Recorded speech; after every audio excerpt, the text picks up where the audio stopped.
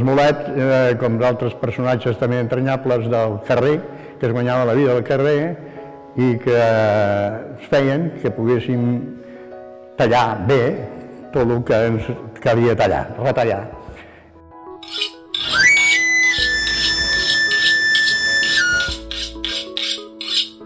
Als anys 40, 45, 50, doncs anaven amb el seu carretó, un carretó, on hi tenien unes moles i ho feien anar amb una palanca amb el peu.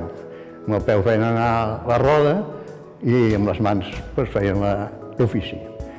També tenien en el mateix endolàmina que portaven, tenien una espècie de pot amb aigua perquè quan s'escalfaven les eines, doncs allà les podien atemperar.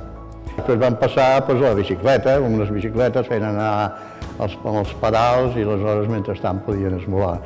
I després van passar al motor, a les motos, i ho feien servir amb motos. I ara em vaig veure un aquí a la plaça fa pocs dies que ja no portava ni moto, no sé que portava alguna bateria o alguna cosa. El que era d'ofici i en sabia, doncs clar, anava molt bé per tenir les eines a punt. Generalment, la majoria, els bons esmolets, eren gallecs i n'hi havia molts.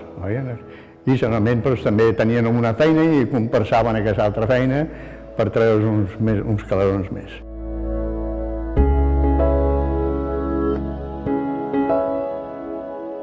En aquella època n'hi ha bastants, o sigui, cada barri tenien els seus esmolets. Jo crec que estaven organitzats i tot.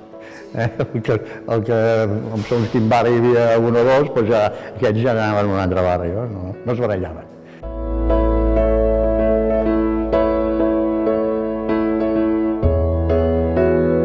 A nivell de tots els barris, l'esmolet era un personatge molt conegut perquè es feien notar que amb la seva presència al carrer, al principi cridant, feien anar la màquina i amb un ferro rovellat o el que sigui rústic feien un soroll amb la mola perquè sapiguessin qui era.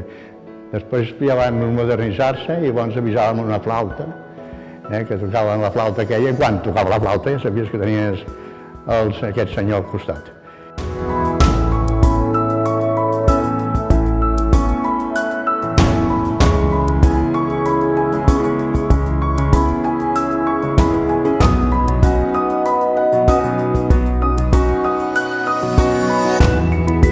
No és que s'hagi perdut del tot, perquè encara jo n'he vist, però sí que ja no és com abans, i són els que s'haurien de protegir una mica. Es perden perquè la tècnica avança moltíssim.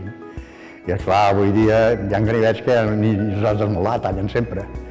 O sigui, es perfecciona moltíssim tot.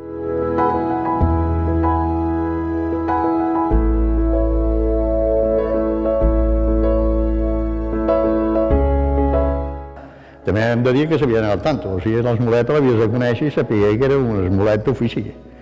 Perquè, clar, com totes aquestes coses, hi ha els que comencen. I aleshores podria ser que portessis una tisora o un ganivet i te'n tornessin la meitat només.